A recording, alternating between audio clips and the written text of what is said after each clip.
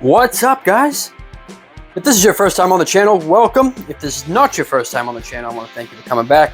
Tonight what we are going to talk about is just some basic chainsaw maintenance, but more specifically, chain sharpening. What kind of chain sharpening? Well, the only kind that I know, that's hand filing, round file, flat file, and gauge. So, sit tight, grab your favorite beverage, grab a snack, whatever the hell you want. Let's get into it. Well, before we do any sharpening, you gotta get this chain off of here.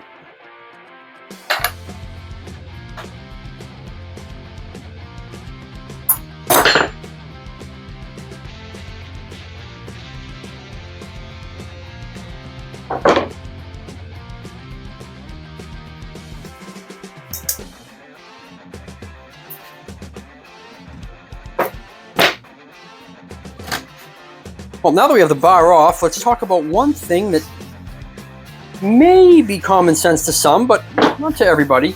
So, I don't want to say common sense. Let's say apparent. Maybe apparent to some, but not to everybody. The bar has a track, correct? A track that the chain rides in. Now, the track of the bar serves a couple purposes. It allows the chain to ride, but it also transmits oil from the oiler all the way around the bar and back, providing lubrication and dissipating heat. What happens is, inside this track, sap and pitch and all types of nasty shit like to gather in there. So,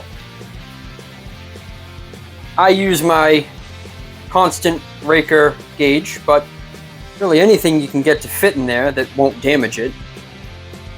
We take that and we just want to drag that through and clean that out. We want to get any bullshit out of there. Now this is pretty clean because I do this every time, but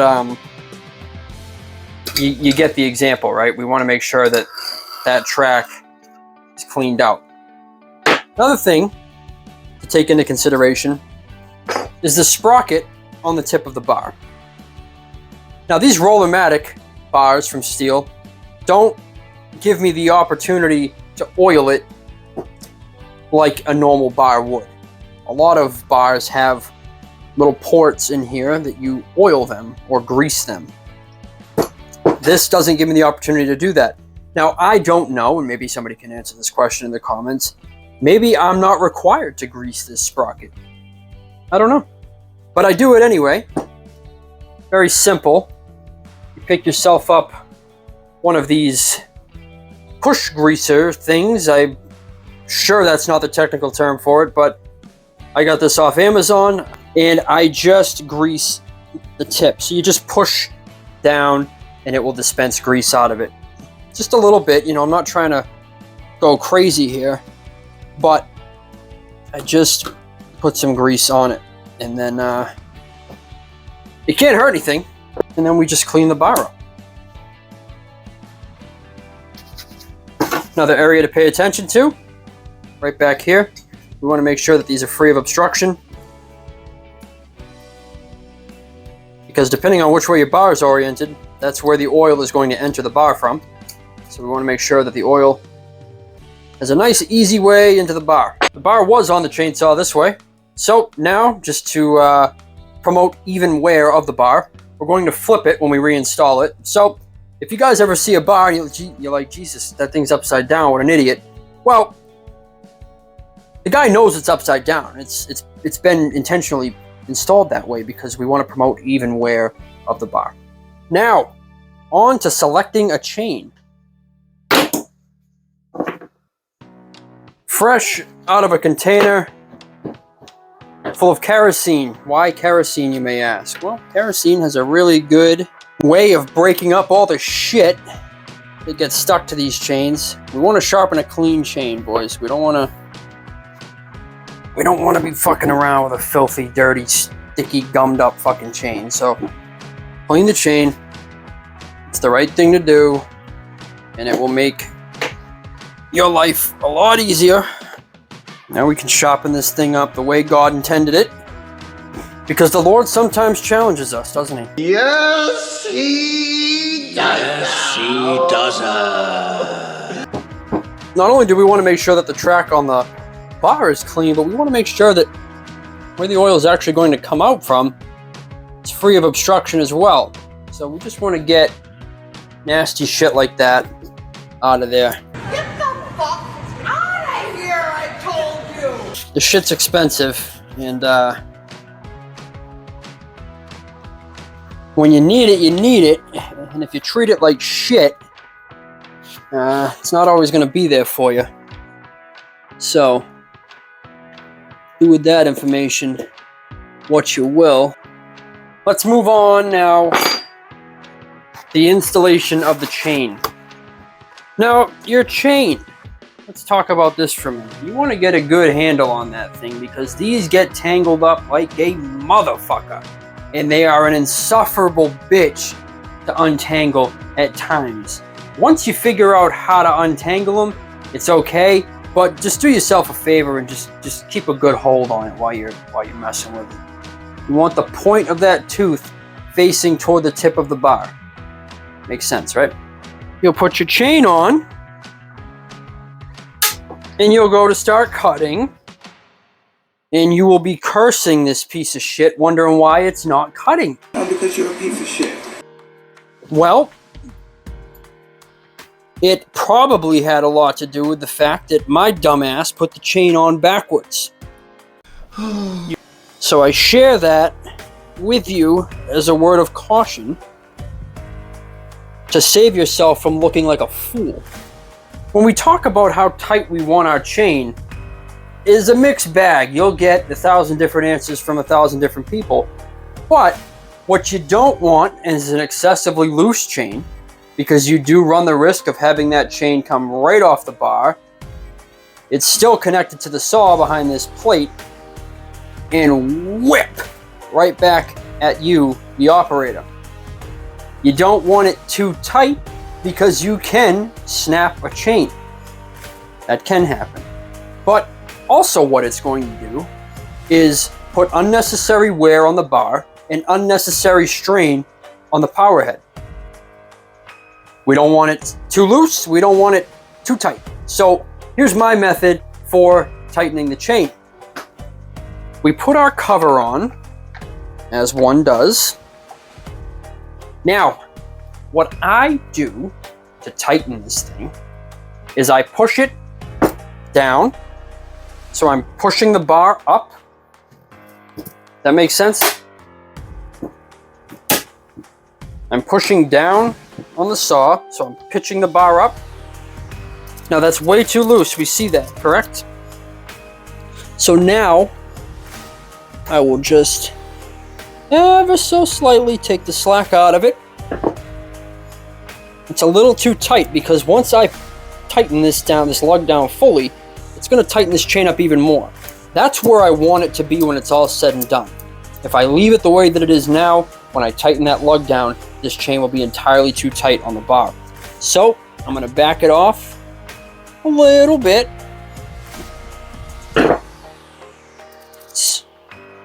And this is just a little dance, you know, you just keep playing with it until you get what you're looking for. That's pretty good because, as you'll see now, I'm going to tighten this lug. If I can get the fucking wrench on there. Come on, you cocksucker!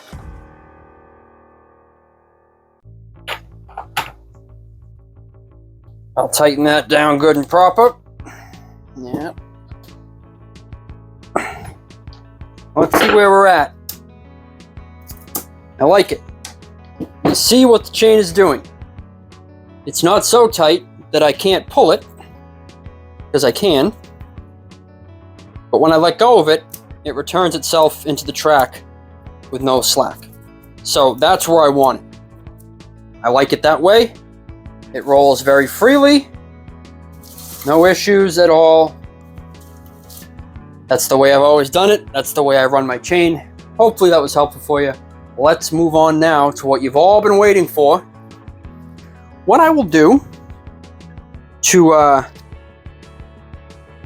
help myself along here is I am going to identify one of these teeth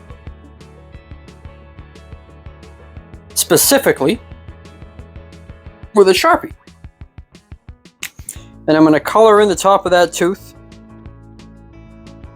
solid black. There's no other tooth on the saw that looks like that now.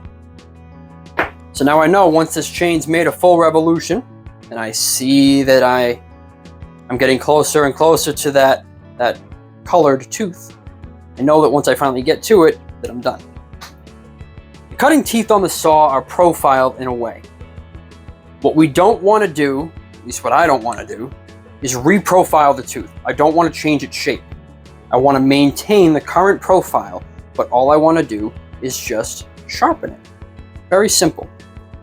But in order to maintain that shape and to sharpen it, we don't want to be fighting against the tooth itself. We want to be going along with its current profile.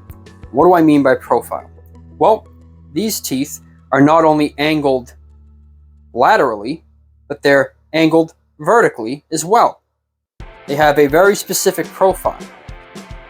One other thing about the tooth that I would like to point out, when you're filing, so you'll notice that on the chain here we have this line. You can see it in the chain itself. It is etched into the top of the chain, the cutting tooth. That is the angle of the cutting head. Each tooth has one. So once you get your file into the tooth, you want to, as best you can, make sure that your file is lined up perfectly parallel with that marking on the tooth, and just maintain that as you drag the file through the tooth. If you do that, you really can't go wrong. So, with a profile in mind, we want to make sure that we are not fighting against the tooth. Now, there's several ways of doing this. One is you can just simply get down level with the bar and visually see what this tooth is doing. Keep that visualization in your mind as you're holding your file up to it. You want the file to set right with the tooth. Does that make sense? What I don't want to do is just drag this file 90 degrees, both laterally and vertically, straight across that tooth, because all I'm going to do is destroy it. That's it. There are people that square file their chains. This is not that type of video. So now that I have set my file, my round file, into the tooth, all I want to do is just drag it through, maintaining that angle of attack the whole time. And what I'm feeling for is for that tooth to start being real bitey. Feels like it wants to hook into my skin. That's what I want. And we're pretty much there. I'd say 1 to 2 more passes with the file, and that will get us, yeah. So that's, if I was to push my finger into that probably any more than this, I'd probably cut my finger, I would imagine. I don't know. But so there's that. So now we have sharpened the tooth itself. Now you may be saying, well, Kalen, I've sharpened all the teeth on my saw before and done exactly what you were talking about with maintaining the profile of the tooth, and then I went to cut and it didn't cut worth a shit. Or it was spitting out this fine dust, this fine sawdust behind the saw, and it was not really cutting at all. It still felt dull. Well, that is what we're going to talk about next. And what that is your raker. Now, your raker sits right in front of the cutting tooth. That is what my finger's on right now. Some call it a raker, some call it a depth gauge. I'm sure there's other names for it depending on what part of the world that you're in. I call it a raker. This tells the tooth how much material it is allowed to take. If the raker is too high, the tooth is never going to bite properly. Every time you sharpen this tooth, you're taking it down and down and down. But the raker must follow. If you keep shortening this tooth, but leave the raker at the same height, before you know it, you won't cut anything. This raker has to be adjusted accordingly to the tooth. Now, every time you sharpen a chain does not necessarily mean you have to attack the raker as well, but there is a time where you have to take down on this raker. It's just the way that it is. Which brings us to this tool. This tool lays across a series of teeth, like so. Now, you can already see that some of this raker is sticking up higher than it's allowed to. I say allowed, but you understand what I'm saying. It's sticking up higher than the gauge. I don't want that. I want this raker flush with the gauge. So, what do we do with that? Well, it's pretty simple. We take a flat file,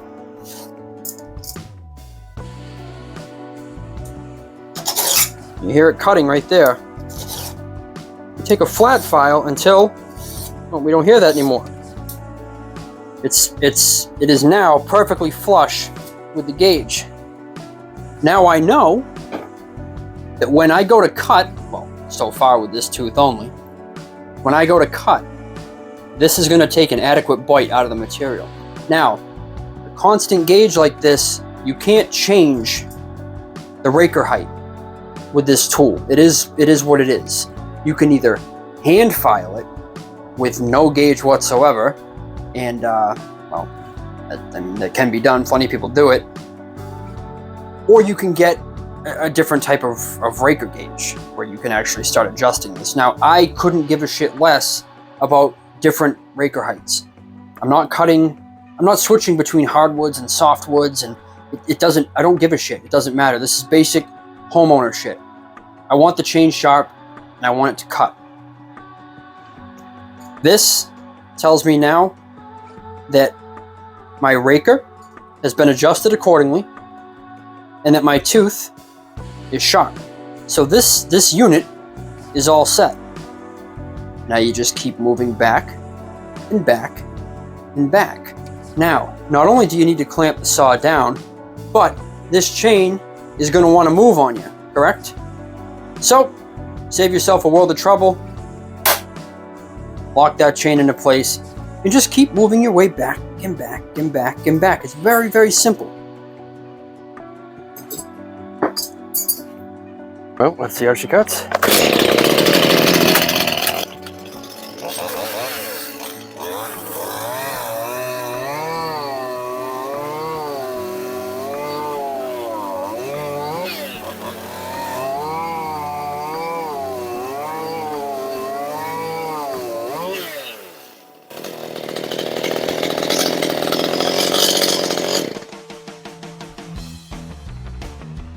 Now, do I recommend people cut this way? Absolutely not. But I don't have any logs or anything like that around here, so the best I could give you was this PT fence post. But strapped down enough so it won't roll on me, and yeah, it's good enough to make a couple cuts on. But like I said, guys, I don't recommend you rig up some bullshit like this to cut on. All right, gentlemen, so let's wrap this up. Just to recap on what we talked about. Clean the chain, right? Start with that. Clean the chain. So, my method is, when I come in after cutting, chain comes off, the chain gets soaked in kerosene, whatever. Then the bar comes off. The bar is cleaned, as we saw. It takes me 2 seconds to scrape all the shit out of the track, make sure that that's clean and good to go. I make sure that all my oiler inlets on the bar are cleaned out and free of obstruction. I clean inside the saw itself, make sure that oil can get into the bar from the saw. I clean around the sprocket, all that stuff. Not every time, but I'd probably say every 6th chain that I put on the saw, I'll just squirt a little bit of grease in the sprocket on the tip of the bar. So there's that. Then once we have cleaned our chain, we put it back on. We went over installing and tightening the chain, right? We don't want it too tight that we're gonna put excessive wear on the bar, unnecessary strain on the power head, or risk snapping a chain. We don't want it so loose that we run the risk of having this thing come off the bar at full RPM and swing right back toward you, the user, on the other end of this thing. So there's that. Then we went over sharpening. Make it easy on yourself. Mark the top of one of these cutting teeth, make it look different than all the rest. That way you know you're not sharpening the same tooth twice. When this thing makes its rotation and you get back to that marked tooth, you're done. Tools of the trade. At least this way of sharpening. Round file to match your chain size, right? I don't know what your chain size is. That's up for you to discern. If you're wondering what your chain size is, 9 times out of 10, it's identified on the bar. Well, it's actually on the back of the bar now, but it's identified on the bar. For instance, mine says 3/8 and it says 18 inches and it says some other bullshit on there too, but that tells me the length of my chain and the size of my chain. Once again, flat file, round file, and a gauge. I like the gauge. The gauge works for me. If you want to try to get crafty and hand file those rakers with no gauge, by all means, do your thing, man. It's your chain. You do whatever the hell you want with it. But I prefer the gauge. It gives me a little bit of peace of mind. It gives me consistency throughout the chain. It's just the way that I like to do it. And that is really it, guys. It really couldn't get much more simple than that. You know, I wish that I had some grand advice for you that really was revolutionary about sharpening, but I don't. It's the way that it's been done for, I don't know, since the inception of the chainsaw. Guys have been hand filing these things with a round file and a flat file. And if it was good enough for them, it's damn sure good enough for me. And a couple arborists that I know, loggers, guys like that, this is how they sharpen their chain. They don't use, most of them anyway, don't use fancy jigs and things like that. They just keep a round file and a flat file, and a lot of them have this little thin raker gauge. I don't have one. This is the only gauge that I have, but that they keep with them, and that's how they do it, and they're able to sharpen these things like that. So that's it, guys. That's really all I have for you.